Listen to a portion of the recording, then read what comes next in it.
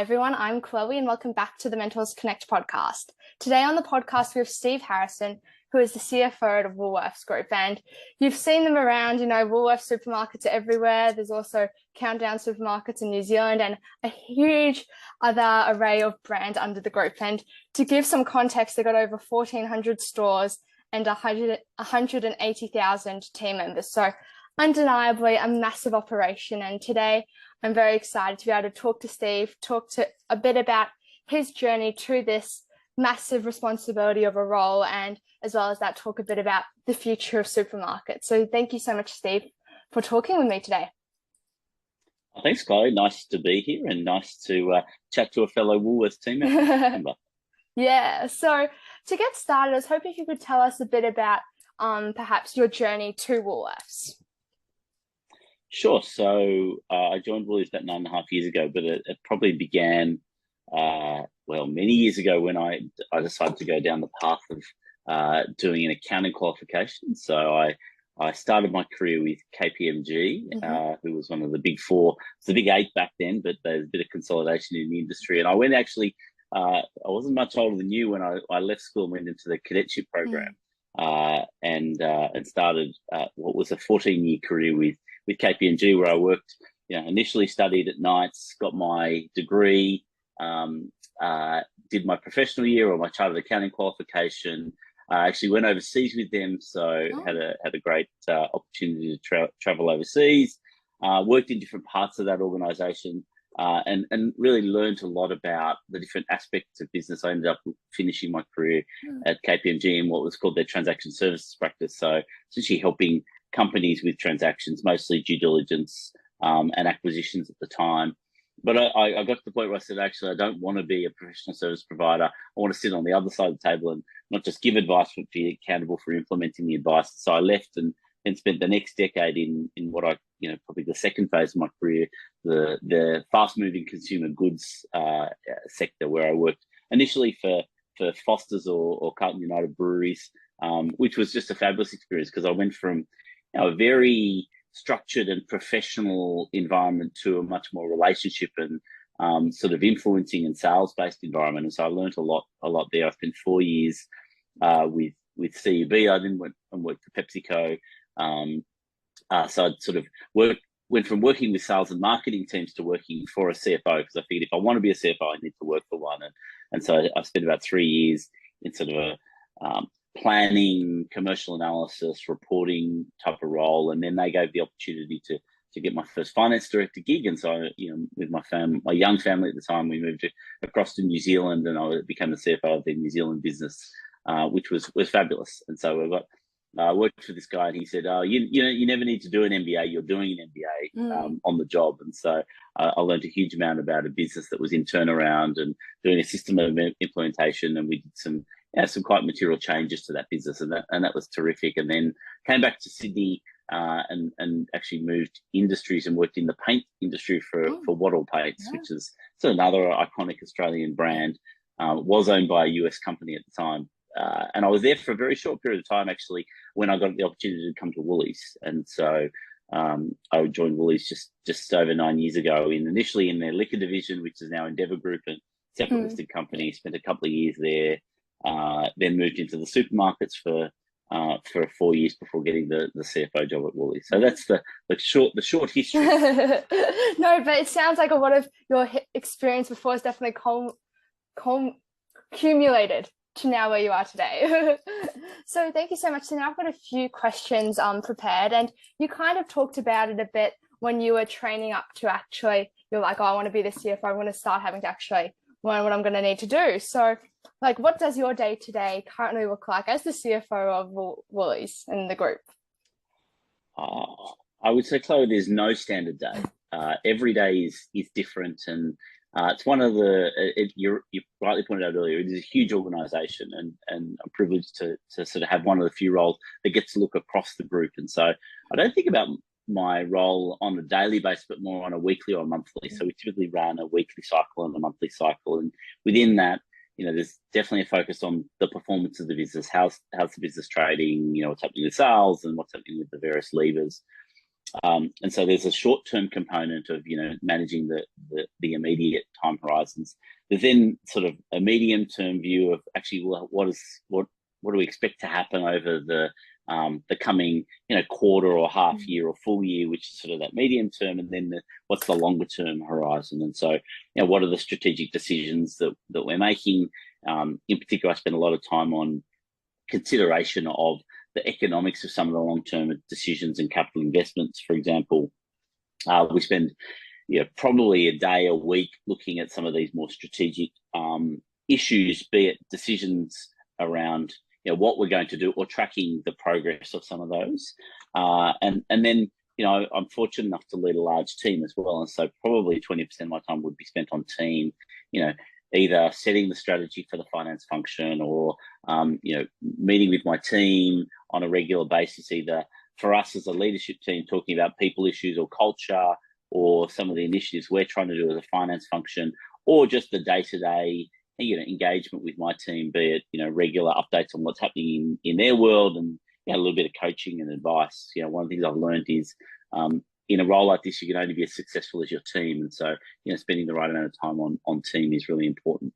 So yeah, probably the only other components that I would add is there's obviously the external engagement. So we engage with our board on a monthly basis, where we're really sharing progress with them and getting their feedback on the strategy and the direction we're going. And then on a quarterly basis, we engage with the investment community, not just on a quarterly basis, but particularly quarterly updates on sales and half yearly updates on profitability. And every sort of 6 months, myself and the CEO and the head of investor relations go out and we'll see our shareholders, which is a really important time for us to engage with them, share the strategy and where we think we're at in terms of the progress, but equally to get their feedback on what they think the merits of our strategy are and the progress on our performance. No, that makes sense. And I think I did a bit of a quick look up too. You got 315,000 investors, so I'm sure that's a big job as well. So before, you also kind of gave me a segue. You're talking about how you're looking strategically at issues and make them economical. And I've seen the ads around. Really good ad, actually. We're going to power Woolworths supermarkets with renewable energy by 2025. Could you tell us a bit how you as a company are going to actually make this financially viable for your investors? Sure. I mean, we take sustainability very seriously. Our commitments around people, planet, and product are really, the three pillars of our sustainability strategy, and so energy is really a key part of that planet pillar of our sustainability strategy. And so we have committed that we want to have 100% green energy by 2025, and there's a number of things that we're doing. The first one, and we've been at it for probably 5 to 7 years now, is how do we reduce the amount of energy that we use? I think that's prize number one.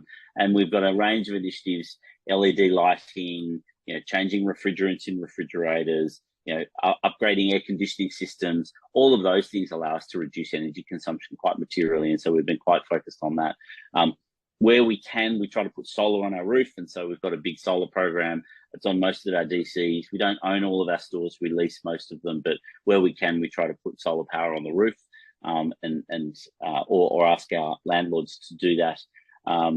We currently have what we call power purchase agreement, which is where we contract directly with I think it's a wind farm, specifically for offtake, and so we're effectively trying to source directly renewable generated energy. And then moving forward, as our various energy contracts come up for expiry, we're talking to each of the energy retailers around how do they ensure that the energy we are using is sourced from renewable projects, be they solar or wind, etc.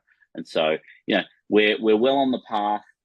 We've got a clear plan to have that transition completed by 2025. And interestingly, actually, some of our best economics come from, in terms of, the traditional way you'd measure our returns from because one part of your question is around financial returns. One of the best NPV or IRR returning projects is actually some of those energy reduction initiatives that we've been doing. So they're some of our best. Well, there you go. So continuing on, I wanted to talk a bit about the online opportunity and also stores and perhaps just being pickup zones? Because I know working at my Woolies, there's a lot of people, especially after COVID, opting for that option where, you know, your Woolies staff member can go get the groceries for you and then you go and pick it up. So could you perhaps expand on that a bit more, how Woolies is looking at that, and also perhaps talk about what yourself and Woolies see as the future of supermarkets in the next 20 years? Yeah, I might try to answer that in two sort of separate bites, if that's okay, Chloe. No, yeah, it's a lot. I think the first one is clearly e-commerce is growing, and in fact, in food, it's probably much lower penetration than some other retail categories, particularly things like fashion, where it's in the sort of 30s and 40% penetrations. We sit at just over 10% in the Australian food business, about 14% in New Zealand, just because of some different market dynamics.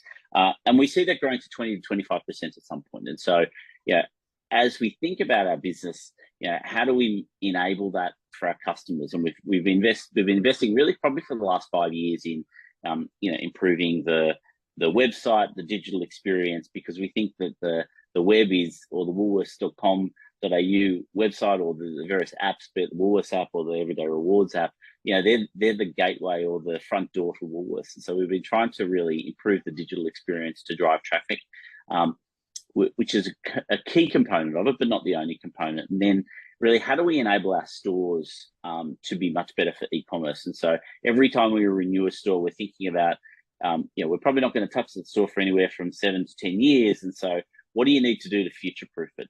How do we put a direct-to-boot facility, ideally with a drive-through, hopefully with 6 to 8 bays, so there's plenty of room for cars to park, ideally with a dedicated staging facility at the back of the store, with the right refrigeration, so that when a customer comes to pick up the product, it's easy. They can text us when they're 15 minutes out, and we know when they're coming. So using technology to make it a seamless customer experience.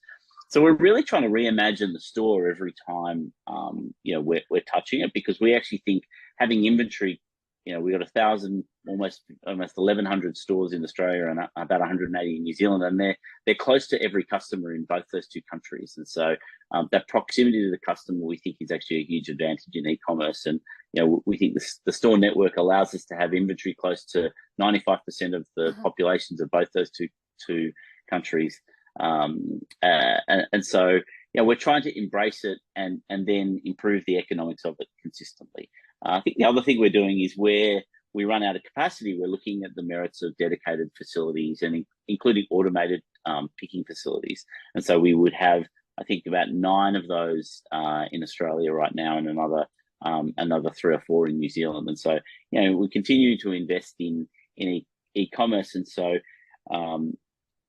that's going to be a multifaceted fulfillment strategy for our stores, dedicated facilities, automation, and even dedicated pickup hubs. And so, today we would, in different locations, have dedicated lockers, but actually we will be piloting in the next 12 to 24 months some just dedicated locations where there's nothing but a picking facility and for customers to pick up, because ideally a store has a drive-through, but not everyone does, and so maybe a more convenient location will be something that will work for us. No, that makes sense. That makes sense, definitely. And you said you wanted to break them up, so you've given us a bit of an insight. Next 12 months, looking at the pickup stores. So next 20 years. Well, the good thing about what we do is people are still going to need to eat in 20 years, and so we do think our store network has longevity for us, but we do think it continues to evolve. Increasingly, technology will enable how we run our stores. We're starting to use much more technology today. Over 50% of people scan their own goods through the self-checkout. Increasingly, we're trying to use other applications. We've got the Scan and Go app. Ultimately, we think that customers will probably be able to check out themselves using technology. You see it with Amazon, with their Amazon Go or Amazon Fresh stores. We think that technology will come of age in the next 20 years, and so there'll be that evolution. But increasingly, it should be a place where you come for fresh produce for inspiration. And ultimately, as an organisation, we're always trying to reinvent what the store is and looks like and how it operates. And we don't know what the next 20 years look like, but one of the things we try to be is very open to innovation, and take inspiration from other retailers globally. I'll be honest, my favorite innovation of yours lately is that cheese cave. I really like that. I'm gonna be honest. Oh, that's good. So yeah, before we start finishing up, I wanted to ask a bit. So there's been quite a bit in the news, a few failed of them to these small grocery companies that are promising 15-minute deliveries. How does Woolworths see these players in the market? Well, we're always on the lookout for disruption.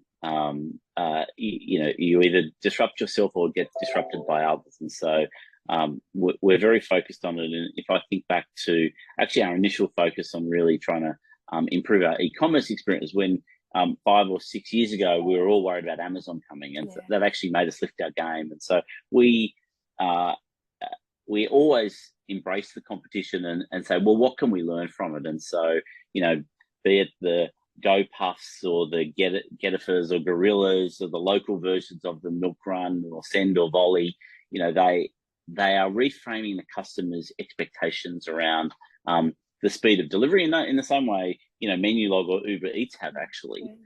They're just applying some of the similar philosophies. And so we take them seriously. We have actually launched our own sub 60-minute express delivery proposition called Metro 60. It's only in a small number of stores at the moment, but we're trying to see what we can learn from them and actually see how we can make that customer experience better and get the economics to stack up. And so, our view is you don't want to be like Blockbuster and Netflix, right? So you want to lean into the disruption and try to learn from it and make your business better as a result. Well, there you go. That's why Woolies is so successful. So before we finish up, Steve, I was hoping if you could share a piece of advice. Like at the start, we heard, obviously, you've had a really cool journey. And do you have anything perhaps in particular you'd like to share? I've probably got a lot of things, Chloe. A few thoughts. Okay, go for it. I've been lucky to do many different things in my career, and I think part of being able to get to a role like I've got today is I've had the opportunity to work across multiple different parts of a business, and I've tried to embrace those opportunities and learn from them. And so, take opportunities that come.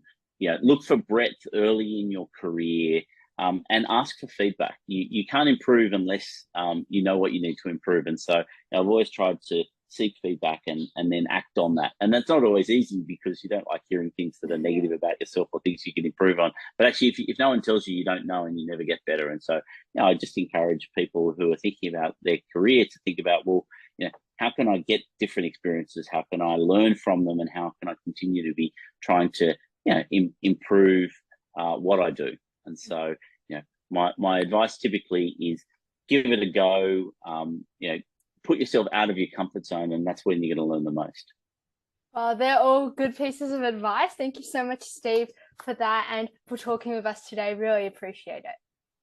Oh, my pleasure, Chloe. Thank you very much.